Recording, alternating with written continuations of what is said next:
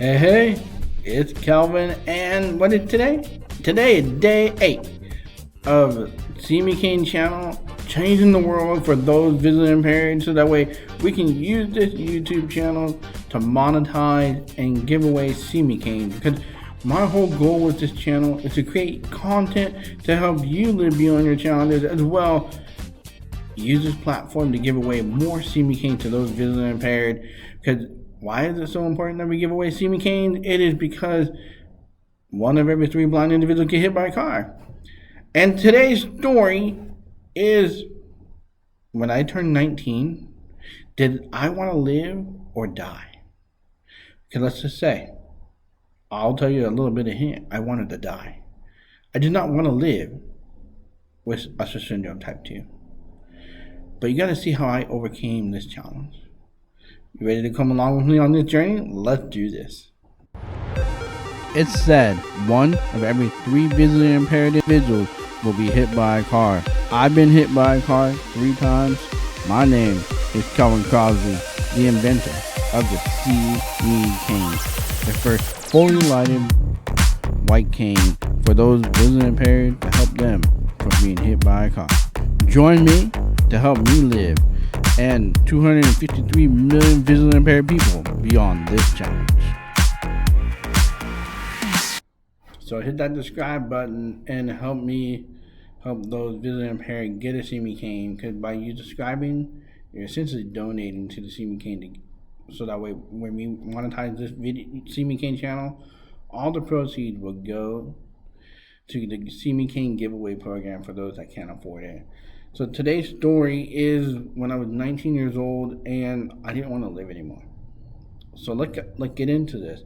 Because when you live with Usher syndrome type 2, which is when you're born hard of hearing and you gradually start losing your vision. And if you haven't watched day 7, you need to check out that video, because that tells you a little bit more in detail about Usher syndrome type 2 and all the different type of other Usher syndromes as well.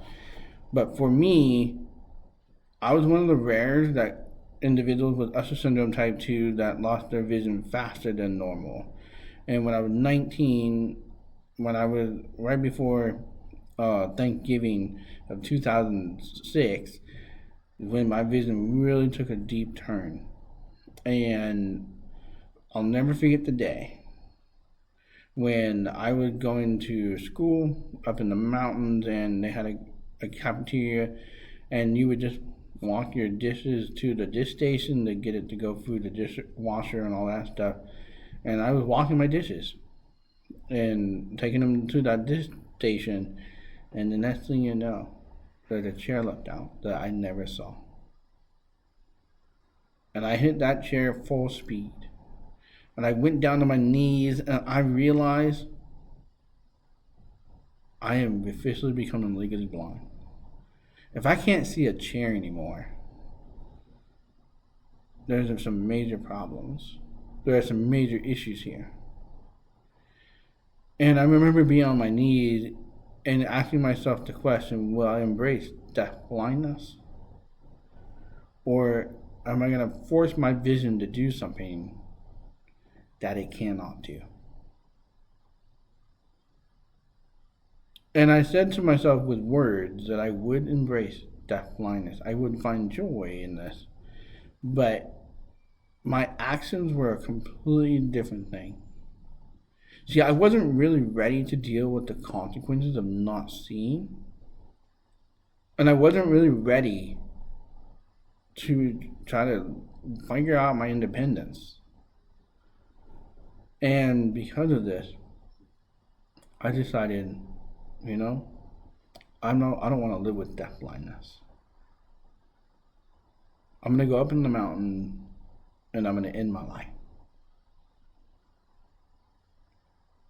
I went up 12 times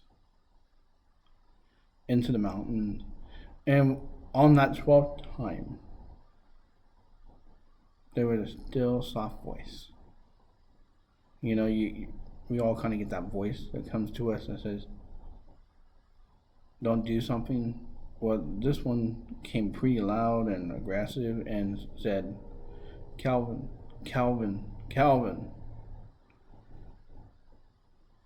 And I said, yes. stop. Because I have a plan for you with deaf blindness. Well, that's where I started realizing, maybe I should get off this mountain and not try to do this and kill myself. Maybe I should start embracing this deaf blindness life. Shortly after that, I hiked 200 miles in Israel.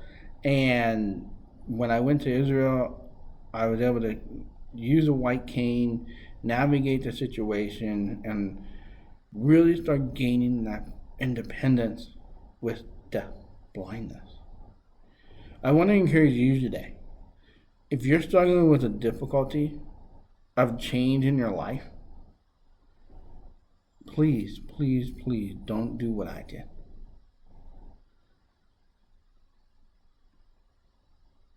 Don't try to take your life. What I want to encourage you to do is take a deep breath and say to yourself, how can I use this to help somebody else?